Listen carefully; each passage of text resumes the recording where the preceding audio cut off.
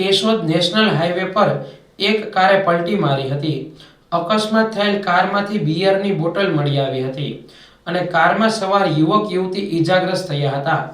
કેશોદ નજીક Jetpur Somnath national highway પર સોંદરડા નજીક કાર ચાલકે કાબુ ગુમાવતા કાર ડિવાઈડર ઠેકી પલટી મારી ગઈ હતી. આ કારમાં સવાર યુવક યુવતી ઈજાગ્રસ્ત થતા તેમને 108 મારફત સરકારી હોસ્પિટલે ખસેડાયા હતા. ઘટના સ્થળે કાર ટોટલ લોસ હાલતમાં જોવા મળી હતી. અકસ્માત સમયે રાહદારીઓના ટોળા એકઠા થયા હતા અને યુવક યુવતી બંનેને કારની બહાર કાઢી હોસ્પિટલે ખસેડવા મદદરૂપ બન્યા હતા. આ ઘટનાના વિડીયો વાયરલ થતા રાહદારીઓમાં અકસ્માત બાદ કારમાં રહેલી અસંખ્ય બોટલ રોડ ઉપર વેરવિખેર થયેલી હાલતમાં જોવા મળતા આ બોટલ બિયરની હોવાની ચર્ચાનો વિષય બન્યો હતો. નજરે જોનારાઓએ યુવતીની પૂછપરછમાં તે જામનગરના હોય વેરાવળ તરફથી આવતા હોવાનું જણાવ્યું હતું.